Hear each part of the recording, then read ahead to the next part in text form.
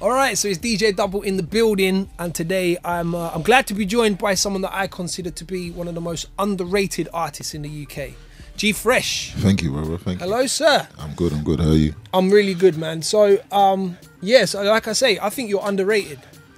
I really do. Do you feel underrated? Yeah, I'd say so. I'd definitely say so. I mean, it's not really a nice way to feel, I suppose. But yeah, it's definitely how I feel. I think that's like a general sentiment from people that tweet me and all the rest of it. Yeah. So yeah, I mean, but hopefully one day I'll get my just deserved. Yeah, most definitely. I feel like it's coming. I feel like it's on the way. Yeah, I'd say so. With this project, especially, I think there's definitely gonna show.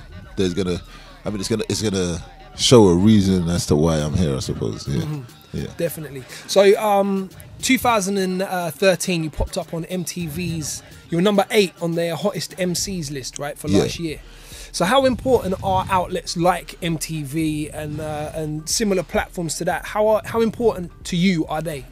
They're alright. Not really that crazy. I wasn't happy about being #8, to be honest. Should have been where would you have put yourself? I can't remember. Is that a silly question? Yeah, I can't remember the list. Like, obviously I think Krypton Conan should have been #1. I can't remember the rest of the list, but I would have just definitely put myself a bit higher, and also put some other people on there. I think even like Tiny wasn't on the list and things like that, and he'd put out an album, had top 5 singles. Do you understand what I'm saying? In January, when they put out the list, it just had a #1 that week. Yeah. So it's a bit funny, but yeah, I mean, MTV, it's cool. We had a couple videos on there. Nothing crazy. I don't think it's changed my life, but as far as the website goes, they've supported, so yeah, I respect that fully. Well, salute to them, man. Yeah. So you've had quite an interesting upbringing. You grew up on a council estate in South London, right? But you went to a private school. So that's quite different. So is that something that you wanted to do, or was that something from was that like parental pressure that pushed you towards the private school? Do you know what? I did my SATs, and I think like they went up to like level 6, and whatever exams I did so well in them that I ended up doing like level 8 exams, and then from there it was like, oh raw, maybe I should do entrance exams for private schools and all the rest of it. So I did those, got into all the schools I applied for, got a scholarship from Dulwich College, so it just made sense for me to go there, seeing as it was be so expensive anywhere else. And then the rest is history, I suppose. Yeah. It was just like, it was a natural. I've just always been a learner, to be honest. Like, right. Yeah. Did you find it easy to fit in school? No. Was there many people like you there? No, not at all. And it wasn't easy, but it taught me a lot as a human being. I remember like the first week I got there, I probably got into like 2 fights and things like that, and it was cool when I was fighting older years because I was protecting my year and I was like their little hero. Yeah. But then when I think I punched some boy in the face in my year, and everybody like turned their back on me, so it was just like it was a realization that like there was other ways to solve issues, and basically it just showed me a different world to what I was used to. And I think that's opened up my horizons and broadened my mind state as an adult now. So yeah. Right, it's all character building stuff. Oh, 100%. That completely made me, to be honest. Yeah. So you also went on from there to get a degree in economics. Yeah. So how come from a degree in economics, it just makes me ask, like, why a career in music? Do you know what? I mean, first of all, I was kind of bored at uni because I was like ahead because I'd already done economics at A-level. And a lot of it was going over the same stuff, and then I had some money to invest. So my friend who lived around the corner was doing music, so I just wanted to invest in what he was doing. And then being in and around the studio, it kind of I just kind of fell into it. I just wrote a rap one day, and then that was it. Like that wasn't it because I was rubbish, but after that, at least you're honest. It became after a while. But yeah, that was the whole journey. But I suppose initially I wanted to just be a stockbroker, and then you kind of just get that feeling of like just wanted to. I suppose maybe I was in education for too long. I was just bored of it. Like I just wanted to do something else and challenge myself. And even now, there's a part of me that feels like that now, even with music, when you go, not that I've achieved what I wanted to, but there's a part of me that you just want new challenges. So I think it's time, especially for me, to try and get to that next level so I can feel like there's something new going on. Yeah, so that leads to my next question. I was going to ask, like, are you where you want to be right now? Obviously, you're not at the end of the road, but if you look at your position in music, in life, Are you happy right now? Or are you looking to? Are you behind in the schedule? Yeah, I'm definitely behind in the schedule. Definitely behind, and not that that's a bad thing. I mean, there's always time to catch up. Sometimes you're ahead, sometimes you're behind. It's just one of them things where I place like high expectations of myself. So most of the time I'd be behind where I'd envisage myself, because I think as a person, a lot of us, we're just dreamers, so we imagine a whole lot more for ourselves than sometimes reality allows. And I think that's where something like Falling High, the song, comes from conceptually, is that it was me taking stock of myself at this point in time and how I felt, and just expressing those feelings, I suppose. Yeah. Has there ever been a point where you just felt to give it up and yeah. go down the stockbroker route and just forget music? Not necessarily the stockbroker route now. In the earlier days, there was times where I felt like that. I even did like my exams, my finance exams, to do that, but I just carried on. And then I was having my daughter, and then I thought, you know what, this isn't realistic. How can I be paying for a music video when I've got stuff to pay for my daughter? So I wanted to quit then. And then, like, of recent years, it's like, it's a kind of feeling every day. You just think, is this really gonna work out? You never really know. Do you see what I'm saying? Like, you keep pushing, you keep pressing on, and all the rest of it. But yeah, I feel like that probably every day, to be honest. Yeah. And being a dad in music as well, are you finding it easy to get the balance and you feel like the timing, is everything right? You getting enough family time and music time, right? No, not at all. I think that's where the second line in Falling High comes from, where I say I sacrifice my exes for these treasures. Like, in the sense that obviously it's a play on words with the Mark X, treasure mark. Yeah, marked of course. X, etc. But yeah, like me, my family situation, I'd say suffered at the hands of music, if I'm honest with myself, just for the amount of time and effort that music takes. Didn't allow me to be there, and then it takes its toll over time, to be honest. Moving back to like 2010, you had your first mixtape dropped back then, right? How has the music changed from then, from your first mixtape right up to now? Oh, do you know what? That's not even my first mixtape. That's just the first mixtape that people paid attention to. The first one on the radar. Yeah. What is that? What I even say? That was like the first. Okay. Like a wider, the most impactful out of my first mixtape was from 2004. Right. Okay. And I think I probably dropped a mixtape a year up until 2010. Been doing this. Yeah. And then they took notice. Do you see what I'm saying? So it's been a long road. And what was the question again about? How the music's changed? The music or the music game? My music. Yeah, your music personally. Like, I wouldn't necessarily. Okay, this is. My music has always just been very true to me. Do you see what I'm saying? And the biggest way it's changed over time is just getting older and wanting to say different things, or understanding yourself differently, and all of the rest of it. So it's like, when I'm young, I could rap about, I made a song called Gucci Belt, because stunting. Yeah, that would excite me at that time. A Gucci belt can't really excite me anymore. Do you see what I'm saying? So I can't make that song. And then, Batmobile Glide on my 645 on Black Batman was exciting to me. Yeah. And it doesn't necessarily turn me on no more. Do you see what I'm saying? So I think in that sense, different things affect my mind state and change the things I want to talk about. So in that sense, it's changed a tiny bit, but not that much. It's just always pertaining to my life at that point in time. And so at this point in time, it's me. This project, Alfie, is like pretty much questioning like how I feel about a lot of things, whether it's women, music, myself, and there's also some there's some turn up moments on there, because obviously you still have fun and all the rest of it, but it's more reflective and introspective, I'd say. So let's talk about the new project then. Alfie is the name of it. So what is it exactly? Is it an album or a mixtape? It's an EP technically, but then it may be a bit longer, because I feel like I just want to add some more stuff to really make it rounded and just make it a flawless project in my own eyes, at least. And it's based on the film of the same title from 1966, starring Michael Caine, and 2004 with Jude Law. And that's about just a guy who just kind of lives his life with no care in the world kind of thing, and has a lot of relationships with different women and all of these different kind of things. And I think I just explore all those kind of aspects of how my life relates to his character on the mixtape. Right. Yeah. So for example, the song "Falling High," there's a scene in Alfie where he thinks he's got testicular cancer, and like so he sees like a hearse go past and all of this stuff, and then he starts to contemplate death and think about what kind of a human being he is at that time. I changed it and thought about how I felt at this point in my life and all the rest. That's how you asked me, and I just wrote that down and came up with a song. Yeah. Is there a release date for it?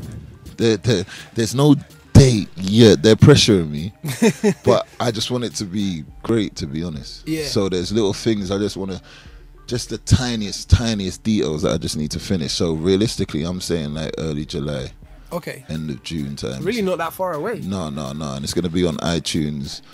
And it's going to be for sale. The first project for sale. So just support that. If you like it, don't support it if you don't like it, obviously. But let's hope you like it. Yeah. First project for sale.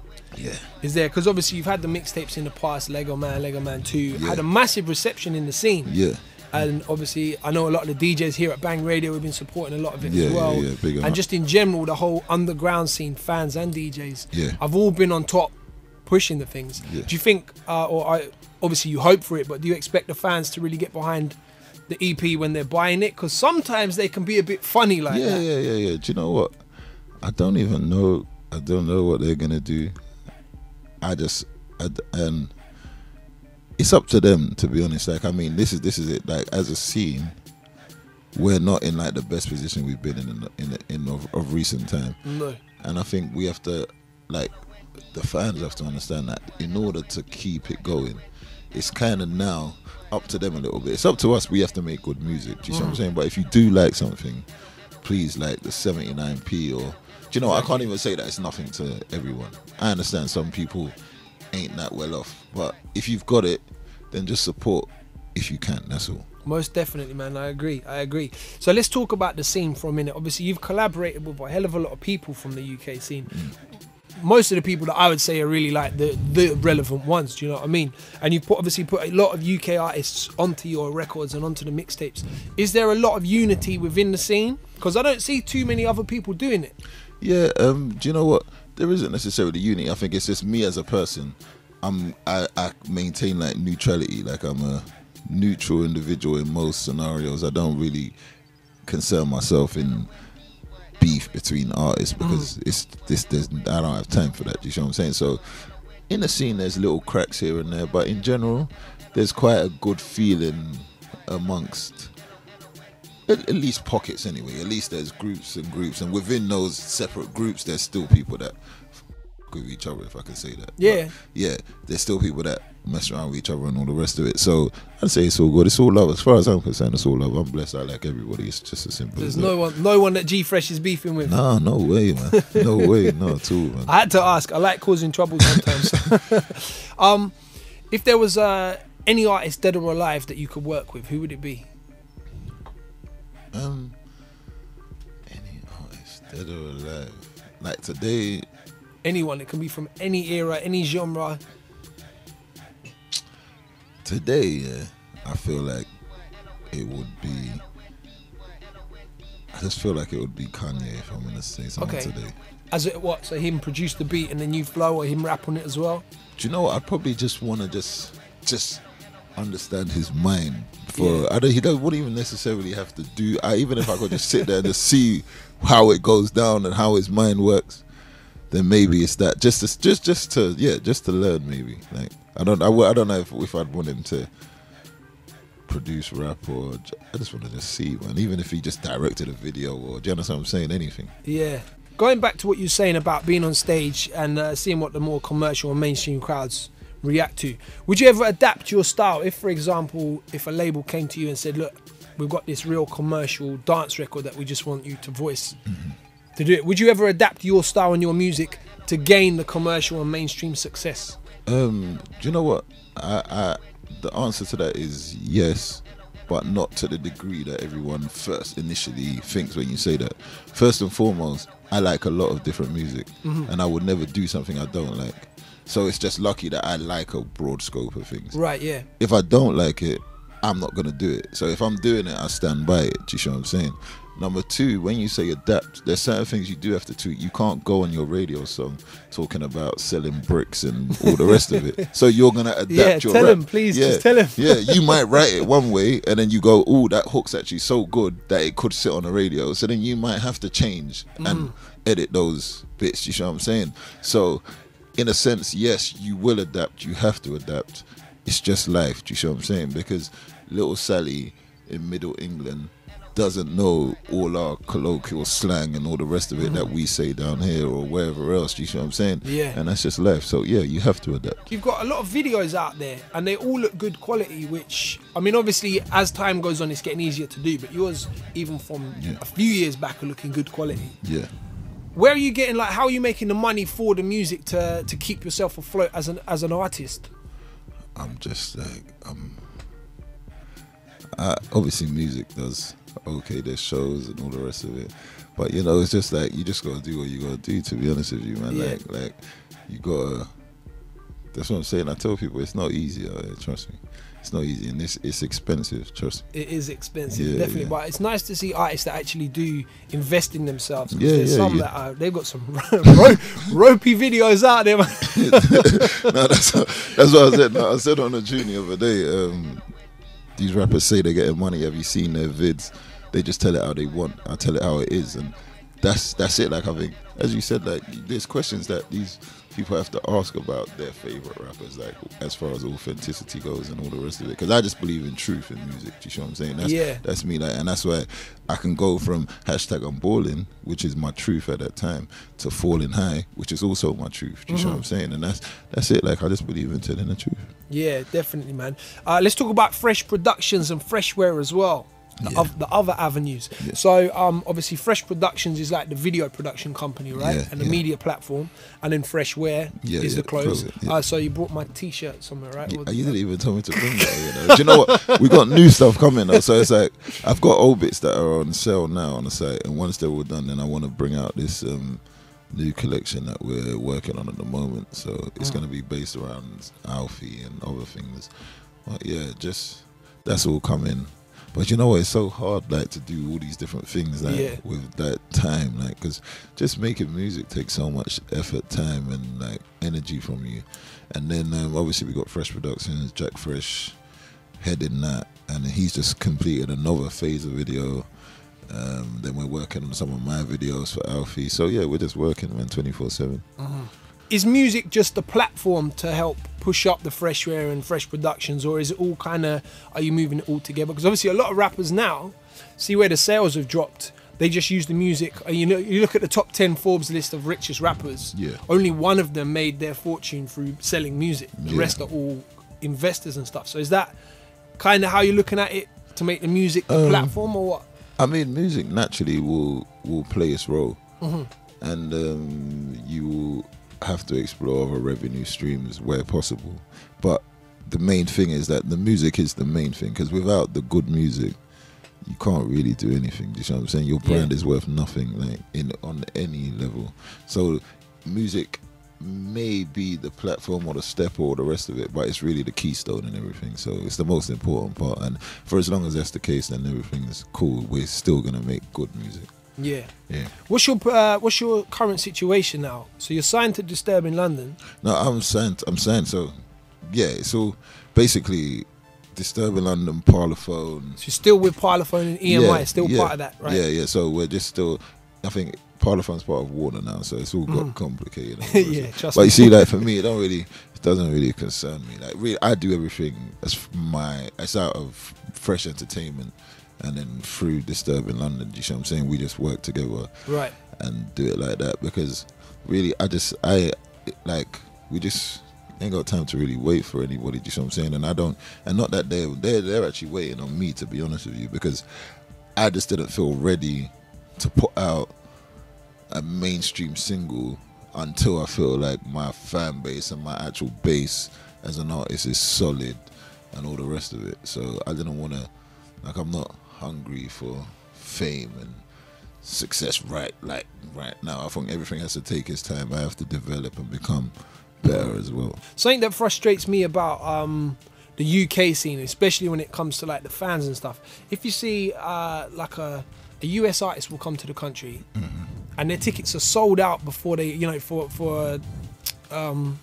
what's it called, the Apollo and places like this, the tickets are sold out before they even touch the ground. Why do you think it is that when it comes to a UK artist, unless they've charted, someone like Tiny or Wretch or someone like that, you know, more underground artists, why do you think it's so difficult for them to sell out the bigger venues when it's so easy for the US artists? Do you know what? Like, even for those artists that have charted, if as far as the urban scene goes, and them buying, they don't even care. They won't even buy. Even for the people that have charted, as a culture, we just have this thing where we're a bit like stush to our own, for some reason, because you know these people. It's like, oh, that's my man. So it's like, it's easy to go, oh, that's my man, he's an idiot. Because they're so accessible. Yeah, we're so accessible. And then an American artist, you don't get to see them all the time. So when they do come, you're going to go. Like Fabulous came the other day. Yeah, I was going to ask you about, did you support him as well? I didn't go still. I didn't do that. But I was supposed to, but we just didn't end up doing it in the end. And then basically, he hasn't put out an album for a long time. Do you see what I'm saying? But what it was is, it was an event in London. So I wouldn't even necessarily say people came to see him. It was like a chance for boys to see girls to party. It was more like a gathering, or like a date in a calendar that everyone should attend. You know what I'm saying? Right, yeah. But like, I don't think we can ever change the culture. Like, I think Americans probably suffer the same thing in their own vicinities, wherever they stay. So I don't know how big a venue Rick Ross can do in Miami if we can see him every day going to the shop or going to the studio and all the rest of it. So I think it just depends. Obviously, after a while, you just get to that massive level where you're Jay-Z and you can still sell out Madison Square Garden, arenas, man, So, but until you're there, it's just the way it is. Like, I can't really explain it, but it is what it is. Let's talk about Falling High. So it's a tune it's another one we've been blasting out. It's on the playlist. Got a lot of love for it, man. Thank you. When you made it, did you realise that this song was going to take off? Because I mean, it's on a lot of different platforms, and a lot of DJs and broadcasters have got behind it. Did you realise when you finished it in the studio that it was going to be this big? Yes and no, in a sense that I think, once again, I just believe in that honesty thing. So if you just go to the studio and just make music that you honestly believe in and think is good, it will do something. I think it's when you go there trying to make this and trying to make it like that and all the rest of it, that it is when people up. So I kind of believe in this whole project as a whole. We kind of every day just went to the studio just to go to the studio and make music for no purpose whatsoever. And when I listen back, I'm like, oh, that sounds like I can feel that.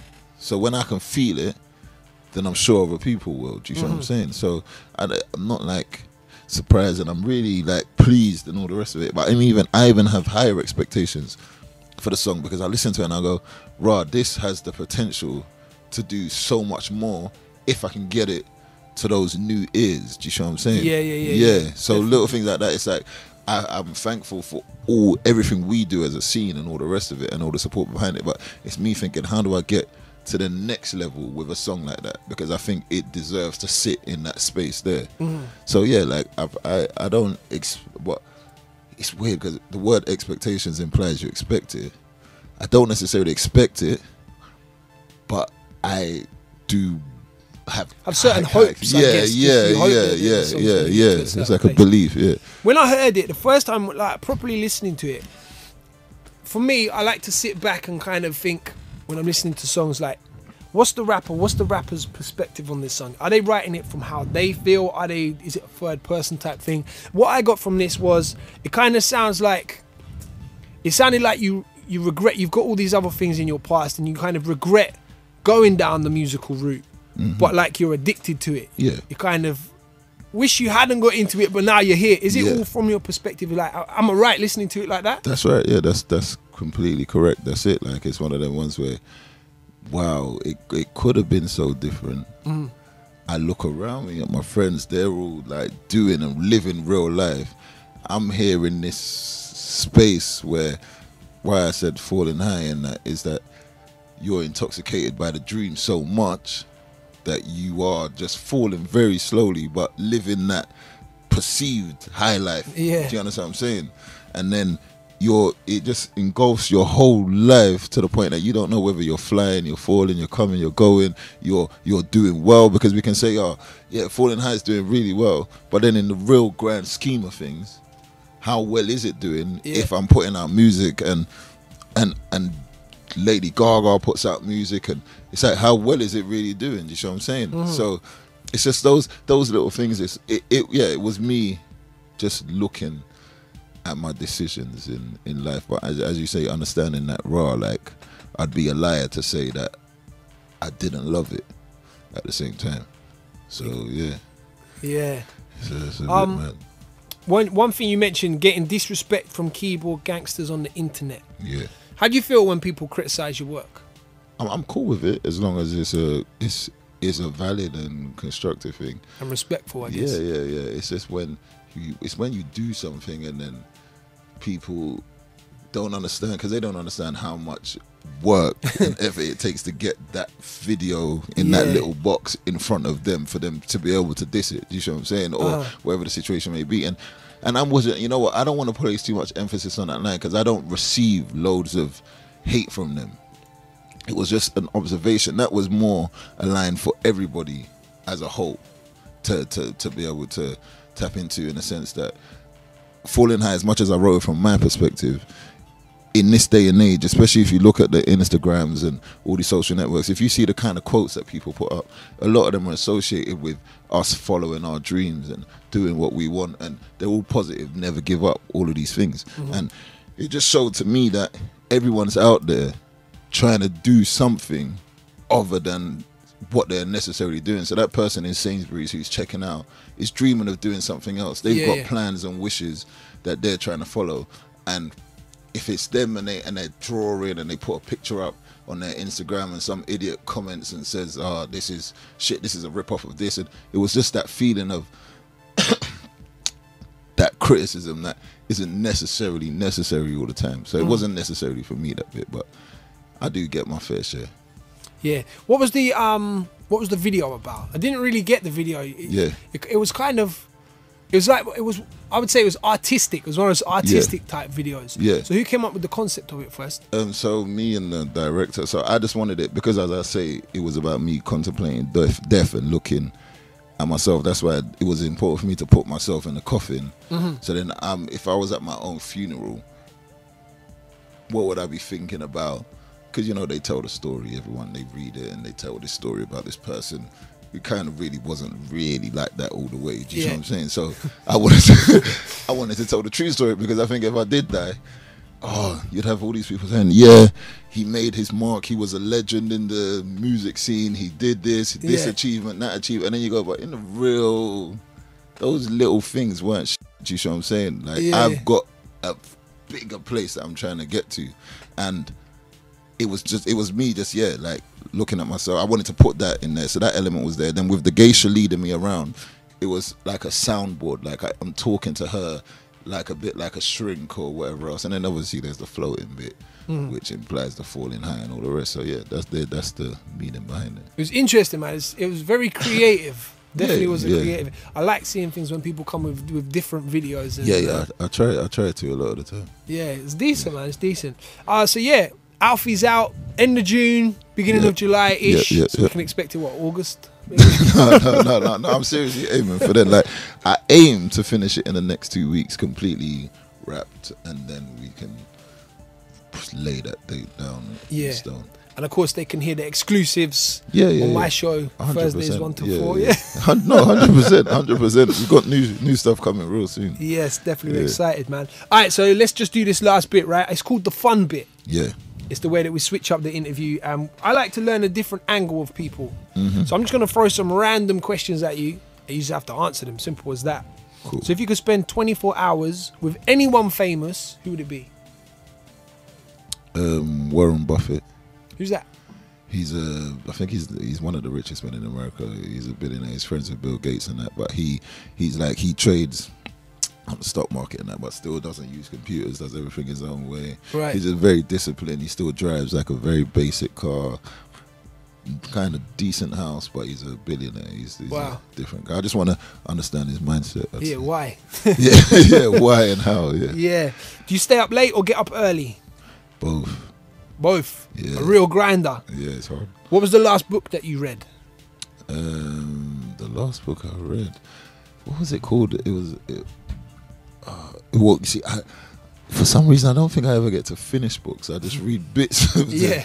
But like the last book I touched was The Committee of Sleep, which I've spoken about on plenty of occasions, which is about like harnessing like your dreams and being able to have some sort of consciousness in your dream where you can use it to solve problems that you encounter in your life. So sometimes I could like come up with verses or half a verse or lines or hooks just in a dream. So yeah. Sick. If you could speak another language, what would it be?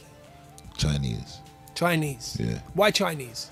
Because they're on stuff right now. They're on stuff. You know what? That's my same answer is Chinese, because I think they're going to be the superpower. Yeah, in exactly. 10 years' time. Exactly. I'm jumping on their side right now. Exactly. How long have you known your longest friend? Since I was maybe. There's people that I've known for. It's probably like at least 15 years, maybe even 20. Yeah, maybe even 20. It's a good stretch, man. Not many people can say that. Yeah, like my friendship circle is proper. Like you see, like when people do, you see when I see them Instagram posts like, don't stab me in the back and this, that, and then I'm like, bro, what kind of company are people keeping? Company these people keep. Yeah, they talk about their old friends that I don't do that. I don't talk to my man no more. I don't do none of that. Like it's mad. Like my friends have never changed. It's just that's it. Yeah, it's crazy. Like I feel sorry for people like when I see all them posts. I agree, man. I agree. What are you scared of? Failure. That's why. Scared of failure. Yeah. Tell me something nobody knows about you.